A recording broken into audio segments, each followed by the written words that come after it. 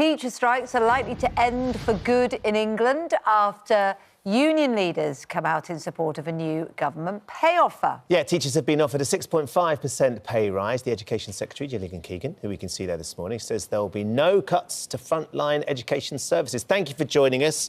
It's great to have you on this morning. And obviously, a big smile on your face. You must be delighted that the pay offer seems to have gone down so well.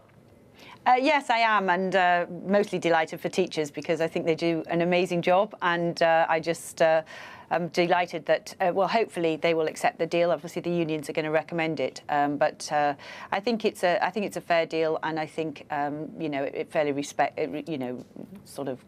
the teachers and gives them a fair increase. As you can imagine, people are now sort of going to ask questions about where the money's going to come from. The Prime Minister said he's not going to fund it with the pay rise with any more borrowing or increasing of taxes, but the government is going to have to find the savings. The concerns for those in education is, look, our budget is stretched already. How on earth are we going to try and find the money within the education budget to pay for this increase?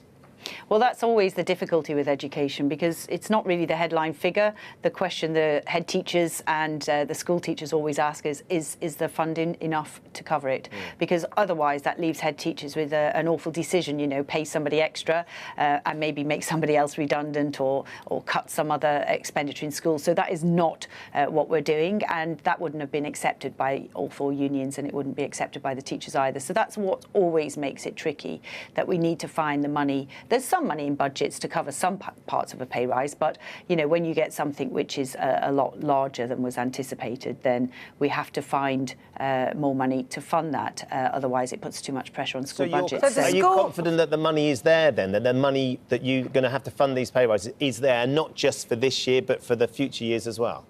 Yeah, so what we've had to do is so we spend about 100 billion in total on education, so it's quite a large budget. So we've had to go through line by line painstakingly to look for areas where we think projects either will not be delivered as quickly or the demand will not be as forecasted.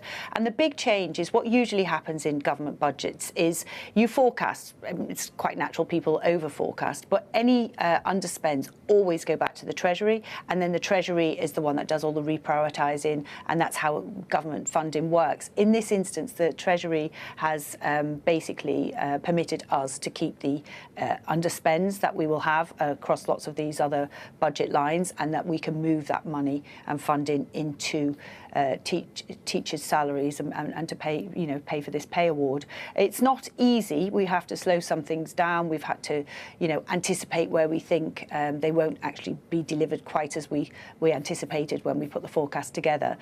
So I've done this a lot in business for 30 years. You just have to go down into the detail, and it's not easy. But I do feel confident that we can keep frontline budgets completely unaffected, and we will just slow some other things down. Lots of things which people don't even know we were going to do.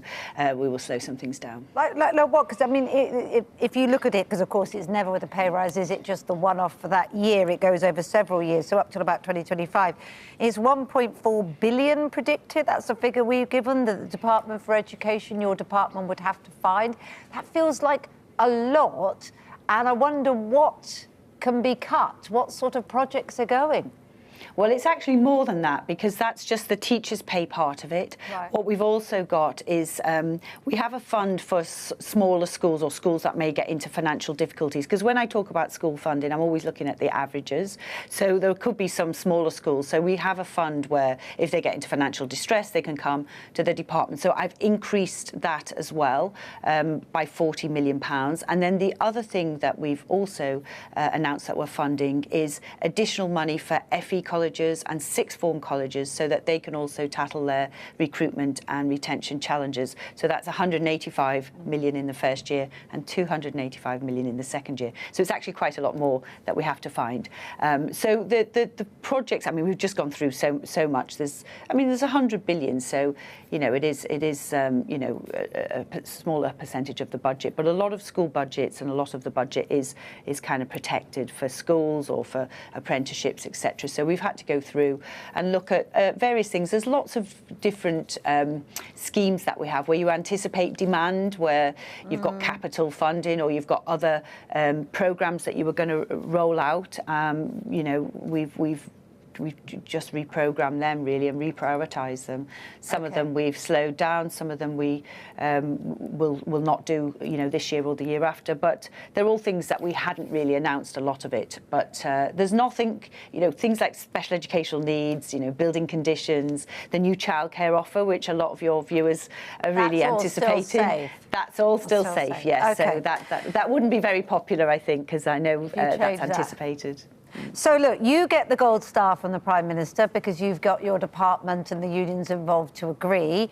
Junior doctors, though, are not happy. How is that going to be resolved? Because Rishi Sunak said, no more negotiation. This is it.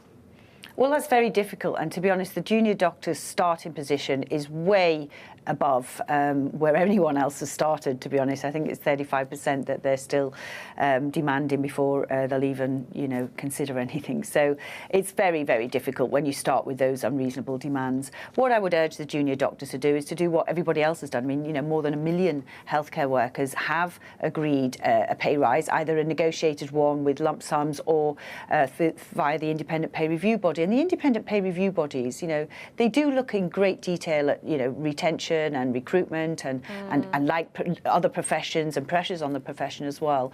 And, they are independent, and I think you can see that because they keep coming back with higher figures than we've anticipated. But they are independent. They do a serious piece of work. And that's what they've done for the junior doctors. And I think where they have come out and where the junior doctors are starting is really a massive chasm. So hopefully the junior doctors will move. Unless they sit down and talk, they're never going to get closer. I mean, the Prime Minister made a very grand pledge of the success of his leadership will be reducing the NHS waiting times. That's not going to happen if our junior doctors and then consultants are striking, is it? Well, this is why, I don't agree with their strikes, because we've got so many people, and we know why. Obviously, nobody really went to hospital during the pandemic to get, electives and operations, etc., unless they were very, very specific and urgent. So we've got years of a backlog that we need to catch up. Now, the 2-year waiting lists are pretty much gone. The 18 months, about 90% down. But people have been waiting for, over a year because of the pandemic and because of other backlogs as well. So it's so awful that, people are there in pain. They're getting their electives cancelled, and, the doctors are on the picket lines. But unless the government sits down and negotiates with them and tries to find a conclusion that works for both sides, that's not going to change. Well, the government tried to do that, and I tried to do that with the unions, the teaching unions as well. And then we said we'd look at the independent pay review body. The independent pay review body have come back with higher figures. Then they've given us the challenge across all government of, seeing at what we can afford and how we can afford it. It's really challenging. We all know inflation's there, but our job is not to chase inflation. It's to halve inflation for everyone. And I think the junior doctor's starting position is so unreasonable that, Unless you look at what they actually translate to. I think a lot of people will be surprised junior doctors doing very long shifts earn £14 an hour. Well, I think, to be honest, if you try and get the headline figures, you'll get them wrong, because the way these pay structures work, there's all kinds of different progression pay, there's all kinds of different shift working pay. So it's very... I'm sure that is not the actual figure. They will have worked it out at a base level, but there's I haven't looked into the junior doctors in great detail, but I know when you look at the progression points, the spine points, for example, in teaching, 40% of the teachers will get way over 10%, up to 15% pay rise this year because of progression pay.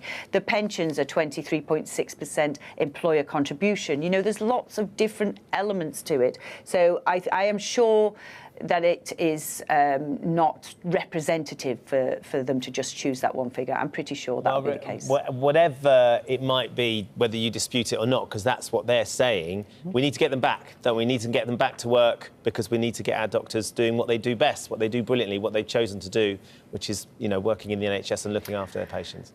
That's true, but they're not being brilliant doctors unless they're there treating patients, and that's what we need them to do. And, we would urge them to come back and do that, because the patients really need you.